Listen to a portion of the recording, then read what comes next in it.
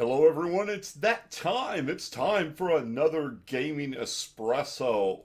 Hi, I'm Uncle Gamer, and we've got some interesting stuff coming up for you. Some fun stuff. But I had all these neat article ideas. I got all these ideas for wonderful gaming espresso pieces about various gamer-related topics that fit in. And then the news of something hits, and the internet explodes, and Reddit explodes, and I feel the need I have to address it, so I have to change what I want to do. That's okay. That's why we're here. So, for those of you that don't know, Bethesda's getting ready to release their new adventure game, adventure RPG, we still haven't decided which yet, I don't believe, called Prey. Now, Prey is a sci-fi game. It's got my interest. And it's getting ready to come out. And they're getting ready to release a demo that will be available on the 27th of this month for the PC. No.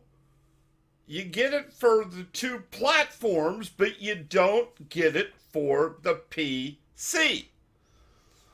And the question being raised on the internet is why not? Especially when you realize Bethesda has taken, and they started this policy with Doom, and they've done it going forward, that they're not releasing review copies any longer. You have to wait to see the game until the game releases. That worked out okay for Doom. Doom worked out okay. But then we hit, I'll think of it in a minute, The Mask. I hate when that happens. I hate when you draw a complete blank. This is what happens when you get old.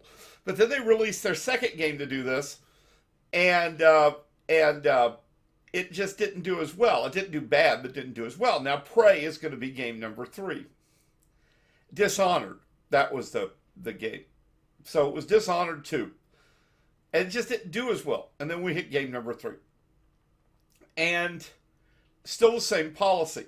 Now, the question being raised is this good for gamers? Is this a good thing for gamers that they're not releasing? Obviously, people are saying it's not, because they're not releasing games for review early, and we're not getting to see demos early. And I would take both sides of this. And you'll be surprised, though, how quick I'm going to change sides as this goes in. Because I'm not going to be on both sides for very long. I understand the philosophy coming out of the development house. They do early releases. They obviously have patches in mind. They know that there's bugs, but they do early releases to reviewers in an effort to let the reviewers get an early look at the game, get a base look at the game, so that they can get the news out there about what the game's going to be like. The problem is they do this knowing there's bugs, knowing that there's going to be issues with the release. And because of that, they've got to deal with the fact that many reviewers will beat the hell out of them, and deservedly so, because they released a product like that to the reviewer. Well, it gets worse. It gets worse because not only do they often release these to the reviewer, but they do early releases, which we saw happen with EA recently, where basically they took Mass Effect Andromeda and said, hey, we don't care if you paid for it or not, you can see it now. And that beat the hell out of them because the game wasn't ready. So we see developers pulling it back a little bit and saying, we don't want to get this out there. Now, is this bad for gamers? Well, yes and no. First, gamers need to stop rushing to early release. Early release, first day of release purchases have historically not been a bad idea, but in the last 8 to 10 years, it's just been dumb to buy early. Because you get the game and it's going to have to be patched 10 times before it's really to its full extent. The game really begins to show up the way it should. So buying early doesn't get you anything except headache, yet we still do it. And the game developers pulling this back doesn't really hurt us because it's not changing anything, and that's the problem we have today. This can potentially be a good thing for gamers because potentially it can be a wake-up call. Now, I'm not optimistic. I'm a pessimist on this. And the reason I'm a pessimist is gamers love to bitch, but when it comes to actually standing firm, gamers are useless. Now, I'm talking the majority, not the individuals. There are groups, there are pockets that are great, but for the majority, they're useless. Let me give you an example in the real outside of gaming, so you can understand what I mean by that. Let's say you got a local Walmart. Local Walmart is selling something that nobody likes, and the community wants them to stop. The problem is you can't get enough people to boycott the Walmart to have an actual impact to get the community to stop. You want to know how to solve this? It's really simple. If you go to the community, you make an appeal, and you tell 80% of the community for 2 days, don't walk into Walmart. You get 80% of the community for 2 days, just don't walk into Walmart. 2 days, seriously. You can't walk into Walmart for 2 days. Who couldn't do that? If they did that, Walmart would cave before the 48 hours was up. Because 2 days of foot traffic in Walmart is an immense amount of money. And it would make a huge difference. In the gaming world, it's the same thing. If we want to send a message that pre-order or the fact that you don't have a demo or the fact that you don't have review samples so that we can at least see the first hour of gameplay from reviewers before launch. If you don't want to do that, that's fine. Here's what we as gamers can do if we want to stop that. Don't pre-order. Don't pre-order. In fact, wait a week till after the launch to buy the game. Now, why is this so hard for us to do? Why is it so hard for the community to rise up? The community as a whole bitches all the time. Oh, they didn't finish the game. Oh, the game looks like crap. Oh, why do I have to go through 4 patches? Oh, I can't believe I paid for this pre-order. Oh, they won't let review samples go. You know, we're doing a really good job of bitching, but we're not doing a very good job of fixing. And we, not the developers, can fix this. It's time for us to stand up and be empowered. It's time for us to take this fight back away from the people that actually don't have control. We do. Because they cannot make a game without us. If we don't play the game, if we don't buy the game, they can't make the game. This is their livelihood. And we have the power to completely change this. But we've got a community that prefers to whine and bitch and cry than to actually take a stand. Taking a stand is very easy. A game is going to be released. We're going to use Prey as an example. I'm not going to tell you one way or the other if you should. I'm going to use this as an example. We want to send a clear message to Bethesda. Bethesda, you've said that the consoles are more important for whatever reason. Screw you. We're going to make it clear that PC is more important. Here's the first way we're going to do this. No one pre-order the game. If you have pre-ordered it, cancel it right now. Go cancel your pre-order. Second, don't buy the game when it releases. We commit to waiting 1 week, 7 days of not buying this game after release. That sends a clear and present message to Bethesda. If you could get half of the PC gamers that are going to buy this game to do this, Bethesda would have a wake-up call and want to figure out how to solve this. Now, that sounds like a great idea, doesn't it? How many of you will actually do it? How many of you will actually do it? We do this in everything in life. We love to bitch and moan about stuff. We love to complain about stuff. But when it comes time to take the bull by the horns, to testicle up as men, to say, we're not going to take it, we're going to fix it, we have the power, here's how. Most of us sit in our chair and go, oh, it's so terrible, it's so awful, there's nothing we can do, we are held hostage by these people, these publishers hold us hostage, you whiny, crying, wimpy, victimized piece of crap, Dog floats them. You're the problem, not the developer. When you sit and cry but refuse to take an action, you're the problem, not the developer. The developer's going to do what the developer does. He's going to make money.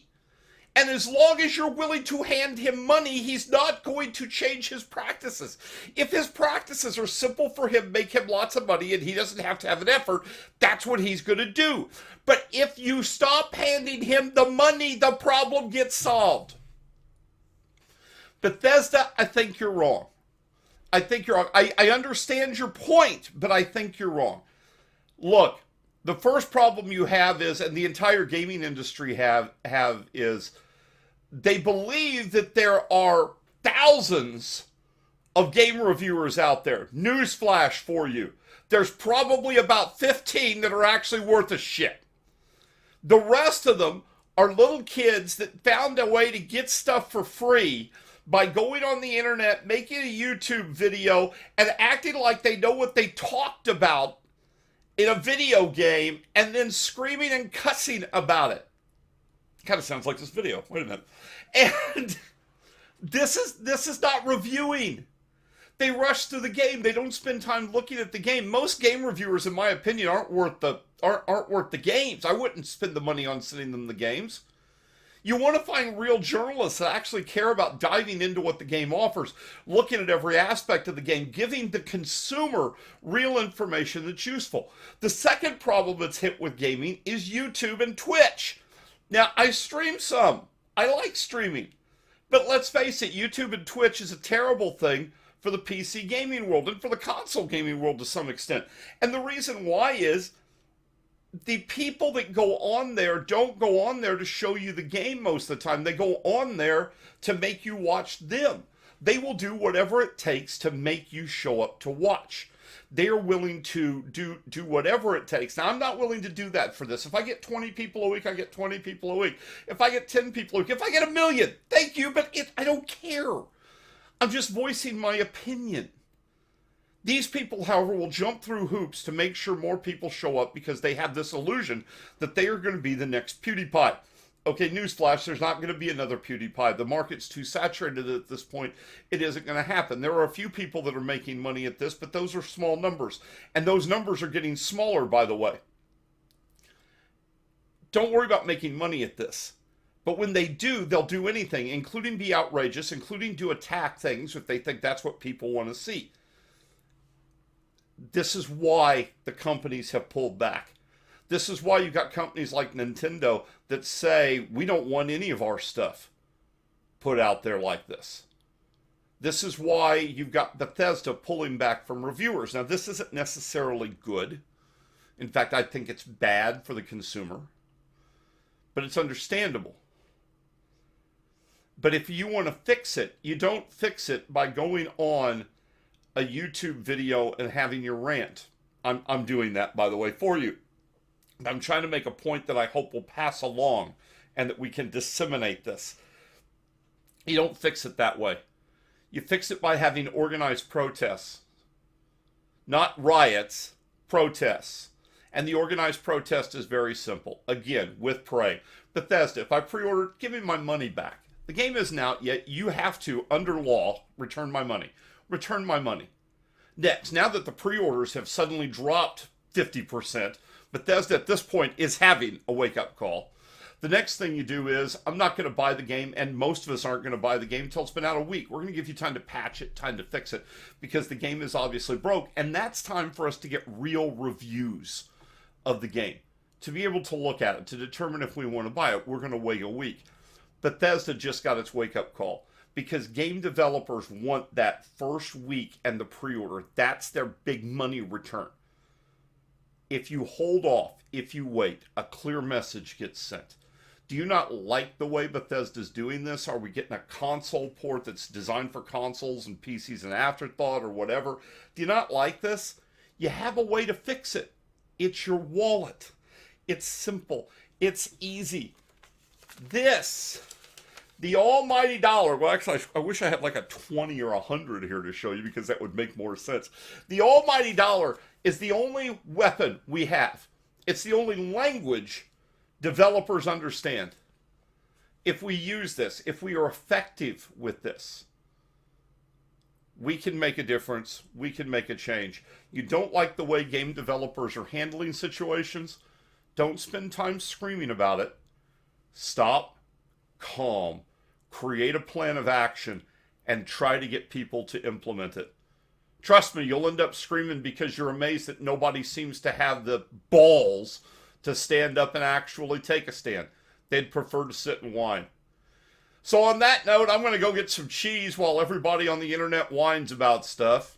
In the meantime, my friends, go find some video games and go have some fun. I hope you have a fantastic Easter with your family. Remember, this is a time, all holidays are a time to bring family together. I'm not talking about the reasoning behind the holidays, but holidays are a chance to get family together. We don't all have to work. We can get together, and you can spend time with those family members. Love on them. Let them know how important they are. And until I see you next time, my friends, game on.